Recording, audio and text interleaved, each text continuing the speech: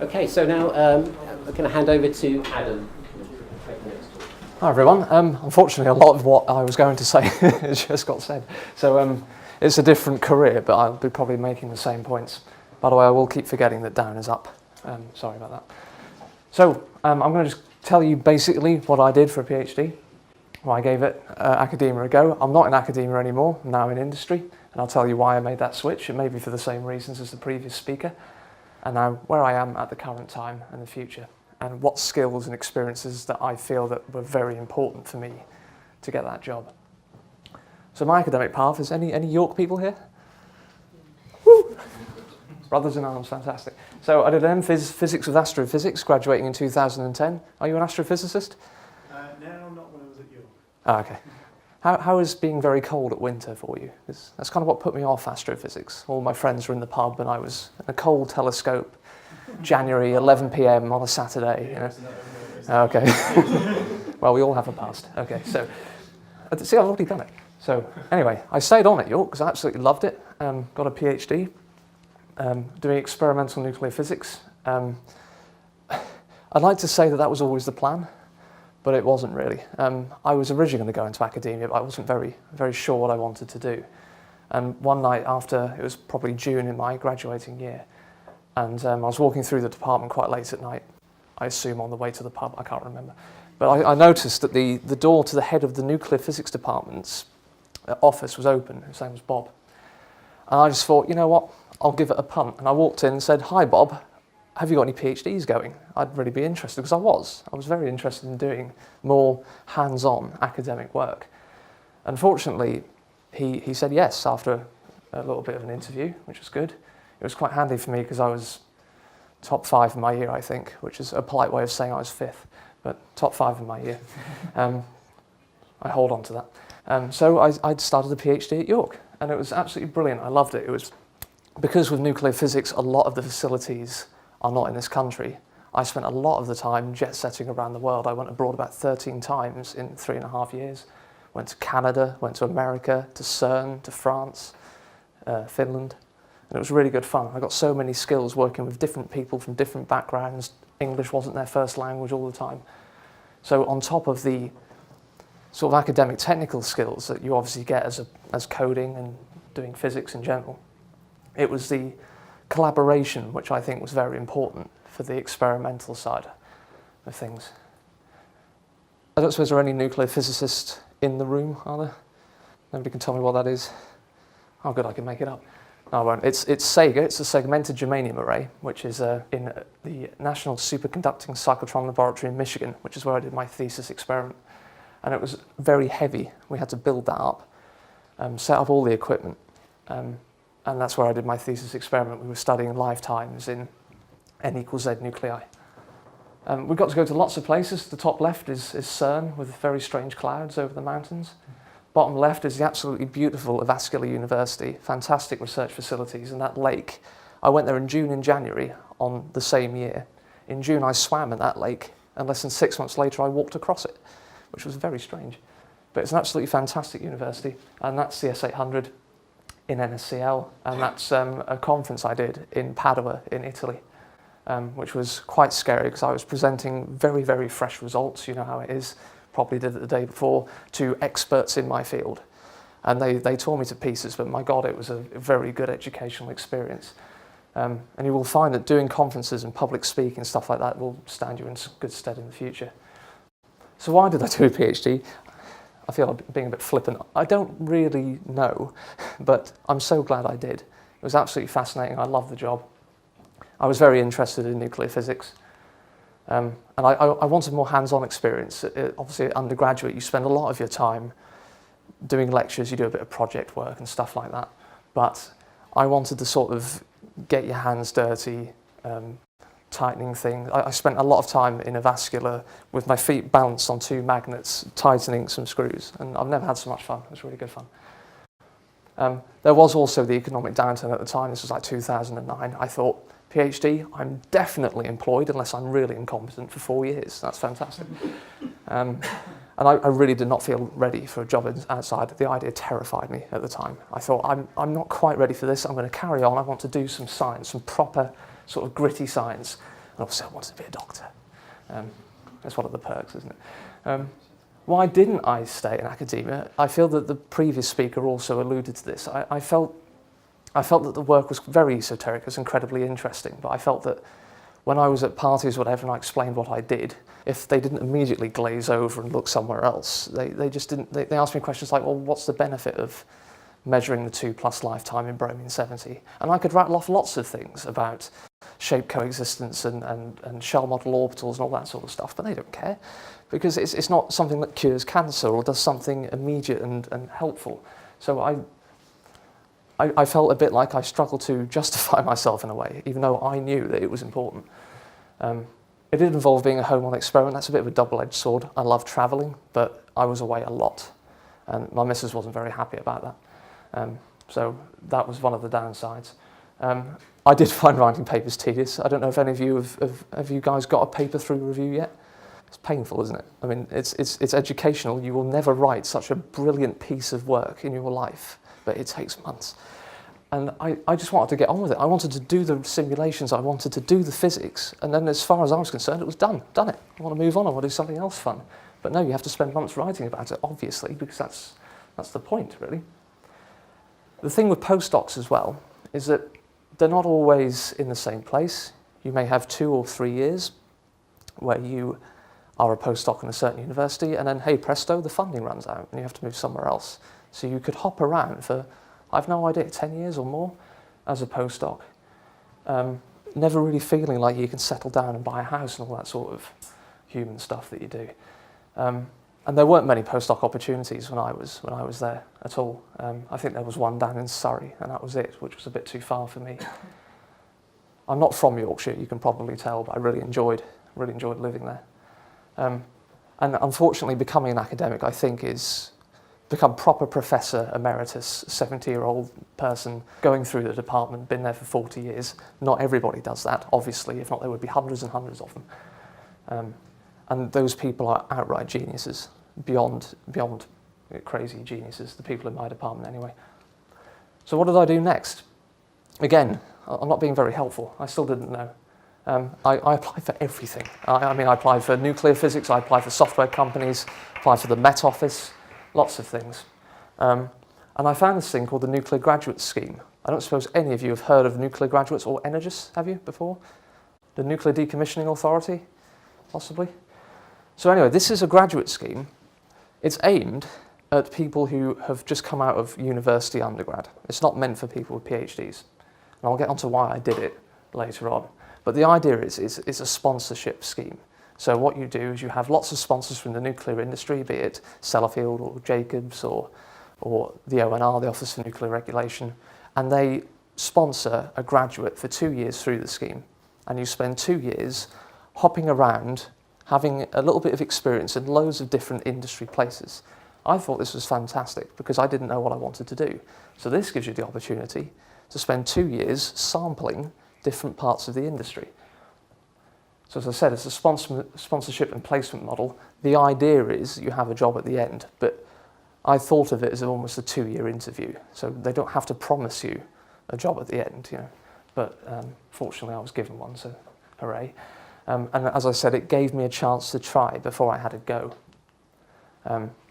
It's hard to get in. I'm not saying this in kind of an arrogant way. There were 5,000 in my year that tried to get in, and it is hard. You have to do a video interview, you have to ask really bizarre questions, answer bizarre questions like, how does your PhD help the manufacture of Mars bars, was one.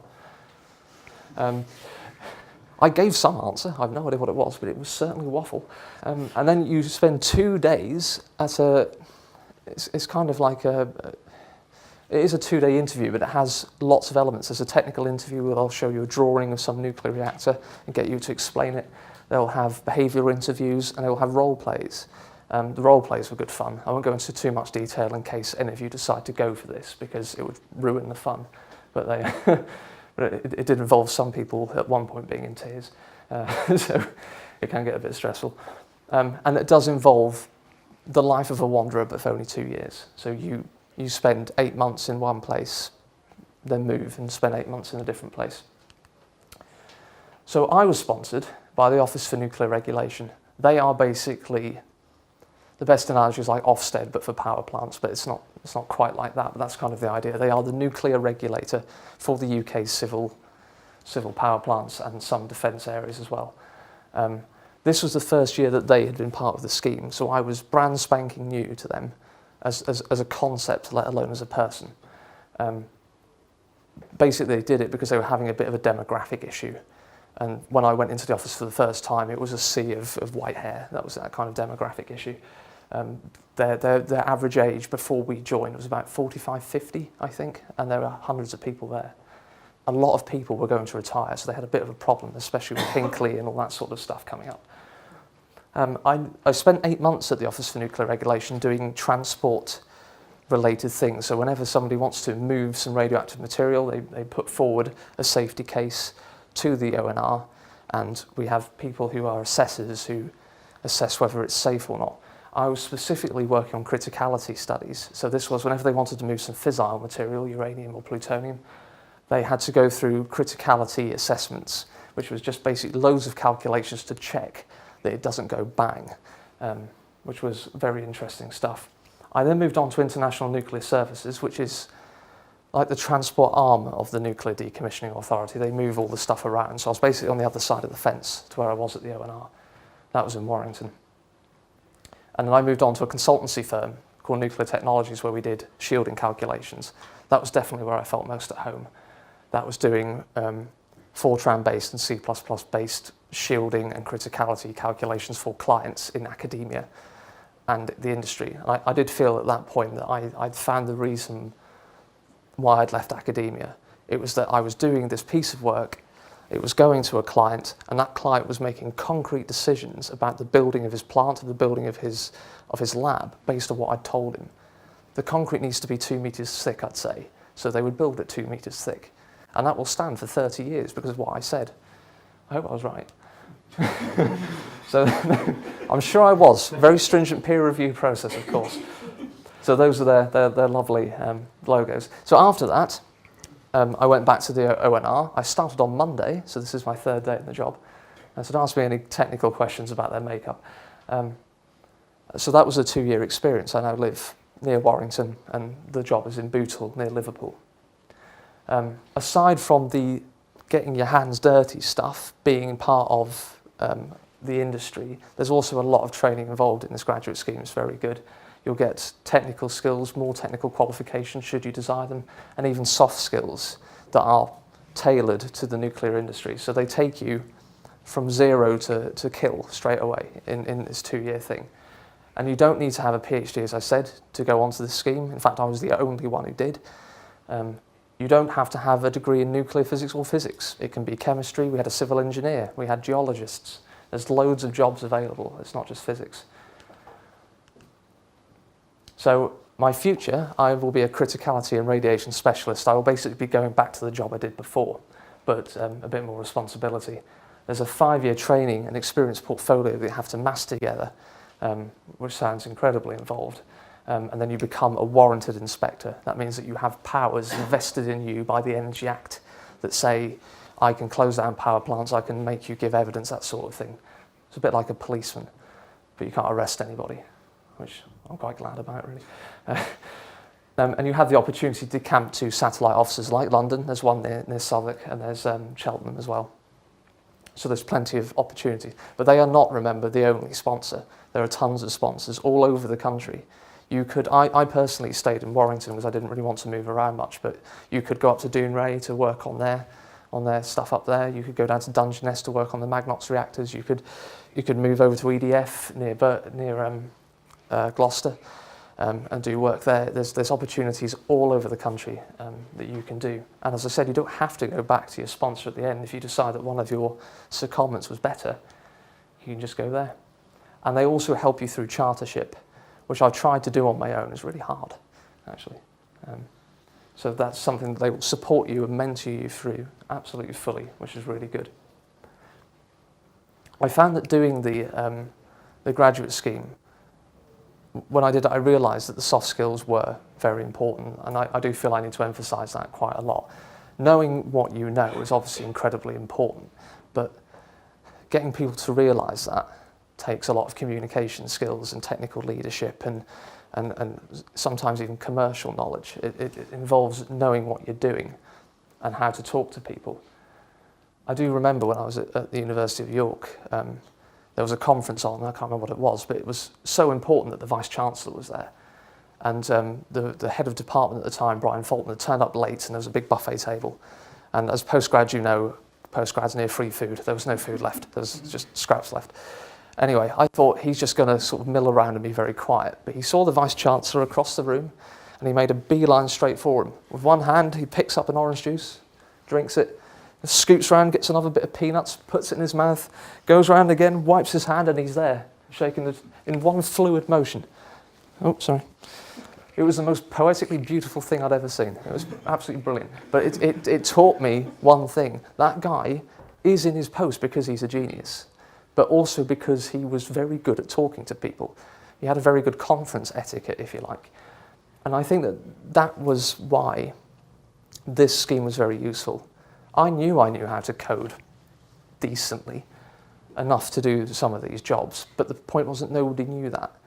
And I'd go into these jobs, and at first they'd give you really Mickey Mouse tasks because they didn't really know what I could do. And it was only after I talked to them and discussed with them and used different soft skills that they realised, oh, this guy can do other stuff. Fantastic.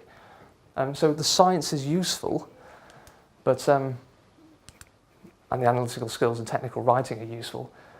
But there's also the soft skills, the technical leadership, the personal leadership, the ability to work on your own. All these things you kind of just pick up as a consequence of doing a PhD are very, very useful indeed. Getting people to know you. I hate the phrase, it's not what you know, it's who you know. It's not really true. It's kind of both. It's what you know and who you know. Because it doesn't matter how good you are. If nobody knows you're good, then nobody's going to give you a job. So, as the previous speaker was saying, make sure your CVs tell your story. You know, if you've got a job application that says needs X, Y, Z skills, make sure that you make your CVs state that out and get rid of all the other stuff that's not relevant to the job. I shouldn't panic, right? Excuse me. Get rid of that. Thanks for that. I read the 4 hours and thought I had plenty of time. Anyway, so communications again was key. The only reason I got the position at International Nuclear Services and NT was because I made friends with an inspector who was outside of my management chain altogether. And we got talking, I did a bit of sort of side work for him, and he recommended me to an ex-colleague of his who worked at NT, and that's how I got there. So it's definitely being able to talk to people, good conference skills. I'm not suggesting you should steamroller into everybody like that professor did, but confidence and an ability to assert but politely is probably very important. Also things you learn is the flexibility and calmness under pressure. So it's a different kind of work stream. I've worked in the public sector and the private sector during this graduate scheme. Very different places to academia and very different to each other as well. For especially the private sector, they are interested in results now or yesterday preferably. They want to see the result, fantastic, fire it off to the client, next job. Whereas with a PhD, you could go, well, that was quite interesting, there's some other data I could look at. Can I just spend a few weeks looking? You can't do that because you're being paid by the hour by the client to produce a result that is good. So yeah, sociability as well. And I would say that the interesting social stories are also important. And, okay, that didn't come out right. So a bit of context. So when I went for this 2-day interview thing, there was the behavioural interview, and they asked the stock questions like, you know, name a time when you were stressed and that sort of thing. And they asked me, name a time when you felt that things were hopeless and you managed to solve the problem calmly and deliver on time. And I, for some reason, wasn't really prepared for this question. I blanked, and I just started telling the story of when I was at undergrad. As you probably can't tell, but when I was an undergrad, I was a bit of a goth. You know, I had like black hair, dyed hair, all black, you know, metal everywhere. And I ran a club night in York called the Asylum, which doesn't exist anymore. And we got there, ready to DJ this set on a Tuesday night, and the laptop was broken. We had a spare one, but it was at home, and we had 20 minutes before we could get on, and it's about a 15-minute jog back back and forth to my house to get the other laptop. And this was at the height of race season, so none of the taxis were there. But anyway, calmly, I sprinted. I don't know how you can sprint calmly, but I did. All the way back to my house, got the new laptop and came back, and I was greeted by a sea of very happy goths, which is something I've never seen before, or since. But I got the job, and 2 people who interviewed me later came up to me and said, "Oh, I really love that story. That made you stick in my mind." And I think that I definitely know there were plenty of people at that place that were as competent, if not better than me. But I was remembered because of that silly story. So, I mean, obviously don't tell inappropriate stories, but make it obvious that you have a life outside of physics, because they want somebody who's sociable. They want somebody who can talk to people. I spend a lot of time phoning up clients all over the world, asking them questions and influencing them. It's a very important part of the regulator to influence them to do things. So being able to show that you can interact with other human beings is quite handy. So what have I learned from my 2 years of fun? I have learned that quite a few people don't go on to be professors, which is unfortunate because it looks like a good deal of fun. Most of my friends who were PhD students, actually all of them but one, did not become a postdoc. So there's quite a few of them. All of them went into either technical specialisms to do with academia but not postdocs, or they went into industry. It's really interesting, I'm sure. I didn't give it a go personally, but I should imagine it is quite hard for all the reasons the previous talker alluded to. I don't know about you guys. I assume the reason you're here is you're not really sure what you want to do, but I'd say that's true of most people I've ever met ever. They don't really know what they want to do. I still don't really know what I want to do, but I know I want to do what I'm doing currently, but you never know, it might change. So be flexible, try things like this graduate scheme. There may be other things for PhD students. As I said, you don't need a PhD to do this, but it helped a lot because all of those side skills that I learnt as a consequence of collaborating and technical writing, they really, really helped in this job. And I was able to go straight into it a lot easier than my colleagues who'd come straight from university. There's a lot of continuous professional development, and that is essential to keep up learning. You never really stop learning. And as I said, the social and soft skills are just as important. Okay, maybe not true, but it's very important as well as your technical skills. I have no idea what I've done for time. Sorry if I was quick. Is that okay? Any questions? Yes? You kind of briefly mentioned this again, but I was going to ask, you said that it's very hard to get into the graduate scheme. It's tricky. A lot of places and few places have got applicants. Yeah. So to what extent do you think their success was due to you having a PhD? I think it was based on your previous Oxford? Well, that wasn't the reason they gave you the job. I think that the PhD was pivotal, personally. I mean, obviously, I think if you placed undergraduate Adam at the age of 22 next to one of the other people in that room, I don't think I'd have got the job. It was only because I had extra stuff and extra experience and skills and the ability to put that forward and had a bit more practice at putting that forward that I think I got it. So I think it helped. It's not essential, but it certainly helped, definitely. So someone who had developed their soft skills in like a place that wasn't Yeah, we had one guy who was much older than me. He was 31, married with kids. He had spent about 8 years in a technical but non-nuclear sector, and he chose the nuclear scheme, the graduate scheme, for the same reason as I did. He didn't know what he wanted to do. He wanted to sample a little bit. And so, yeah, it's open to, it's not just open to undergrads at all. You know, there were a couple of people older than me, but I think I was the only person who'd gone through PhD and then done it. Hi. So do you ever regret not doing a postdoc? And then maybe a question to Adam as well, do you regret doing postdocs and not going straight into a job? I'll answer first, shall I? Sometimes I lie awake at night and think, what if, you know, like anybody would, what if? Because if I got a postdoc, maybe if I pushed, I could have got it in York and I could have stayed there. And I'd have been, you know, I'd have been happier where I live than where I am now. I'm not a huge fan of where I live at the moment, to be fair. But I would always know that I would be 3 years away from unemployment, potentially. And that would put me on edge. I would never feel secure. Because I want to buy a house and stuff, that sort of thing, you know. And I didn't feel like you could do that. And I had a lot of postdocs who were teachers of the undergrads when I was an undergrad, still at York about 10 years later. And they were still renting, they were maybe 40, you know, they were on their fourth grant, postdoc grant. And for some people it may never end. You may just never get that chance to go up into the academic lectureship position. Some people do. Some people are very, very good at teaching. I would also echo that I would never consider teaching, not because it's a bad career at all. It's an absolutely essential and brilliant career, and I think they're not paid anywhere near enough what they should be. But I hate kids. Can't stand them. Anyway, they're okay when they're really tiny and when they're in college and they want to learn, but the halfway point, you know, the bit where they think that they're, you know, God's answer to everything, I can't deal with that now. So I decided teaching, not so much. But there's, you know, there are lots of options other than postdoc as well. But yeah, I haven't regretted it, definitely not. So the question to me was, do I regret doing a postdoc? Yes, so would you have been better to go straight into a job after your PhD? In my situation, I wouldn't have got the job I did get without having done a postdoc, because of the experiences I got with software during that postdoc. But that's not to say I couldn't have got a job with the company I now work for. They have a graduate scheme, which I could have entered just having done my PhD, and I would be in the position I am in now, potentially, by having gone through their graduate scheme.